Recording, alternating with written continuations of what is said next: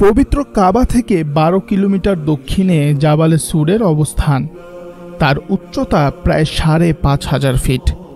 মক্কা থেকে মদিনায় হিজরতের সময় মহানবী সাল্লাল্লাহু আলাইহি ওয়াসাল্লাম এই পাহাড়ের একটি গুহায় আশ্রয় নিয়েছিলেন। তার সঙ্গে ছিলেন আবু বকর রাদিয়াল্লাহু তাআলা আনহু। ঐতিহাসিকরা লেখেন ২৭ সফর মোতাবেক সেপ্টেম্বর ৬২২ খ্রিস্টাব্দে রাসূল সাল্লাল্লাহু আলাইহি ওয়াসাল্লাম হিজরতের উদ্দেশ্যে ঘর ত্যাগ করেন।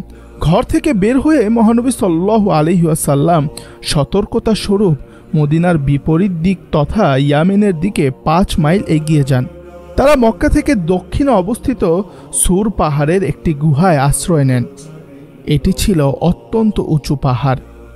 পাহাড়ে উঠতে গিয়ে মহানবী সাল্লাল্লাহু আলাইহি ওয়াসাল্লামের পা কেটে যায়। সতর্কতা স্বরূপ আবু বকর রাদিয়াল্লাহু তাআলা আনহু আগে গুহায় প্রবেশ করেন এবং তা পরিষ্কার করেন। নিজের তহবন্ধ ছিঁড়ে গুহায় ছিদ্রগুলো বন্ধ করেন। দুটো ছিদ্র অবশিষ্ট থাকলে তিনি নিজের পা দিয়ে তা বন্ধ রাখেন। রাতের বেলা তার পায়ে বিষাক্ত কিছু দংশন করে। মহানবী সাল্লাল্লাহু আলাইহি ওয়াসাল্লাম বিষয়টি জানতে পেরে ক্ষতস্থানে নিজের থুথু মোবারক লাগিয়ে দেন। হিজরতের বিষয়টি অত্যন্ত গোপন রাখা হয়। শুধু আবু বকর রাদিয়াল্লাহু তাআলা আনহু-এর পরিবারের কয়েকজন সদস্য বিষয়টি জানতেন। আসমা বিনত আবু বকর রাদিয়াল্লাহু তাআলা আনহু প্রতিদিন সন্ধ্যায় তাদের জন্য খাবার নিয়ে যেতেন।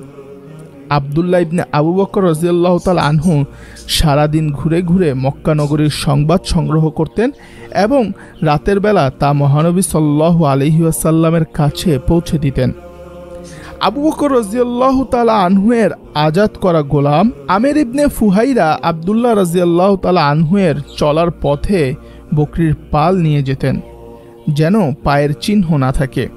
তিনি সন্ধ্যার সময় গুহার কাছে গিয়ে বকরির দুধ খাইয়ে আসতেন।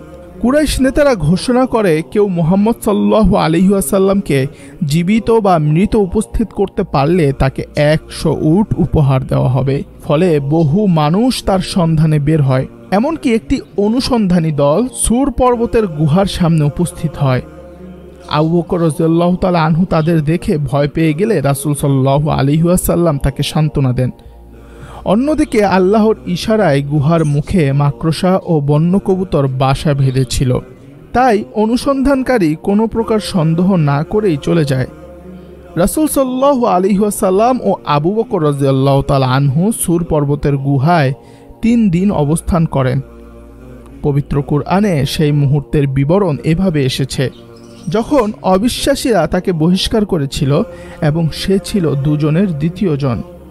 যখন তারা উভয়ে গুহার মধ্যে ছিল, সে তখন তার সঙ্গীকে বলেছিল, বিষণ্ণ হয়ো না, আল্লাহ তো আমাদের সঙ্গে আছেন। আল্লাহ তাআলা আমাদের সবাইকে এই ঘটনা থেকে শিক্ষা নেওয়ার তৌফিক দান করুন। কিভাবে পাহাড়ের গুহায় আল্লাহর ভরসায় রাসূল সাল্লাল্লাহু আলাইহি ওয়াসাল্লাম এবং আবু বকর রাদিয়াল্লাহু তাআলা আনহু আশ্রয় নিয়েছিলেন এবং আল্লাহ তার উপর ভরসা করার প্রতিদান তাদেরকে দিয়েছিলেন। গুহার মুখে মাকড়সার জাল এবং কবুতরের বাসা বানিয়ে আল্লাহ তাআলা তাদেরকে সাহায্য করেছিলেন। আল্লাহ তাআলা এভাবেই মুমিন বান্দাদেরকে তার সাহায্য করে থাকেন যখন মুমিন বান্দারা আল্লাহর উপর ভরসা করে। সুতরাং এই ঘটনা থেকে আমাদের শিক্ষণীয় বিষয় হলো, যে কোনো অবস্থায় যে কোনো পরিস্থিতিতে আমাদেরকে আল্লাহর উপর ভরসা রাখতে হবে। তবেই আল্লাহ পাক আমাদেরকে সকল প্রকার বিপদ আপদ থেকে মুক্তি দান করবেন। আল্লাহ তাআলা আমাদের সবাইকে দ্বীনের পথে অবিচল থাকার তৌফিক দান করুন। আমিন।